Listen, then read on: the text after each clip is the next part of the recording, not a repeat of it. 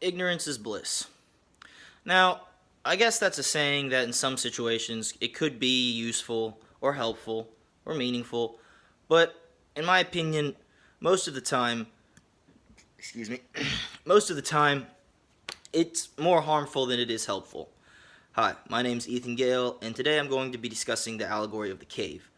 Now, what exactly is the allegory of the cave? Well, the allegory of the cave is an allegory that was taken out of Book 7 of Plato's The Republic. And what it is it's an allegory that talks about three men that are chained up in a cave. They've been chained up in this cave their whole life, and they're chained up, forced to stare at a wall in the cave. And behind them is a fire burning, and obviously this fire, it creates shadows on the wall from when, people and animals walk across it. So they see these shadows on the wall created from the fire and from the people and the animals walking across. They see these shadows dancing on the wall, and they see them and they name them. They start to name them, over a certain period of time. They say, oh, dog, okay, that's a dog, or this is a person, walking across. They start to name them, and they think that this is what life is. They think that this is all that there is to life, is being chained up in a cave, staring at shadows on the wall. They think that that's all there is, and they become accustomed to it, and I guess to a certain extent they start to enjoy themselves, because, this is what they think life is, so they don't think that it gets better than this. Well, one day, one of the men chained up in the cave, he all of a sudden gets freed, and he goes out and leaves the cave, and at first when he steps out of the cave into the light, he's blinded by the light. His eyes can't adjust. He can't really see that straight. He can't see straight at all. So he starts kind of wandering aimlessly, wondering what everything is and wondering what's going on, because up until then, all that he knew was the cave. All he knew was the shadows dancing on the cave. He thought that that's all there was. And he steps out into the light, and he's explained that, somebody explains to him that this plant is the actual plant, and the shadow is just a shadow. It's not the actual plant, or this tree, this is the actual tree. The tree shadow isn't the actual tree. So he learns that the shadows weren't real. They were real, but they weren't actually what they thought they were. He learns that these organisms, these living organisms, and these people, and even the grass below him, beneath his feet, this is what's real, not the shadows in the cave that we thought were real. So his eyes eventually are able to adjust to the light, and he sees everything for what it is, that it's real, and that the shadows that he saw in the cave weren't real. So he goes back to the cave. And he tries to explain to the other two men chained up in the cave. He tries to explain to them that, he says, hey guys, listen, these shadows that you're seeing on the wall, this isn't real. This isn't what life is supposed to be. We're not supposed to be spending our lives chained up in this cave staring at shadows on the wall.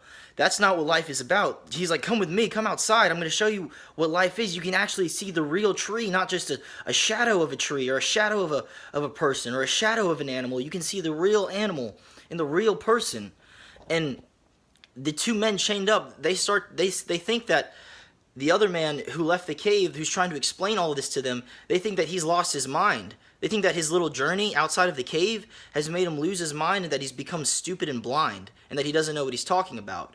Not only that, but the man tries to free them. The man who was freed from the cave himself, he tries to free them, and they violently resist. They physically resist. They do not want to be freed from the cave. They do not want to step out of their comfort zones and step into the light, because that's all that they've known. Not only that, but the third man who's freed, he notices the shadows on the wall, that he can't see them as clearly as he was able to. Before, he was able to see a perfectly clear shadow of a dog, or shadow of any animal that walks by the fire, just, vividly, seeing it so vividly dancing on the wall. But now that he's seen the light, he looks at the shadow and realizes that it's nothing. It's just a shadow. But no matter what he does, the other two men, they don't want to come with him. They prefer to live in ignorance. Now, Plato's objective in writing this was to show the world what it's like for him, what it's like to be a philosopher trying to provide society with all of this new innovative knowledge, and them just prefer to live in ignorance and not accept it. He wrote this mainly in honor of his deceased teacher, Socrates. Socrates was his teacher, his instructor. He taught him everything that he knew. And Socrates tried to basically do the same thing. He tried to provide society with all of this innovative knowledge and innovative information that would help them grow as a population and progress as a society. But they preferred to live in ignorance. They thought that he was crazy and that he didn't know what they were talking about. They were thinking, well, hey, we're living our lives this way, and it's not broken. What's not broke, if it's not broke, don't fix it.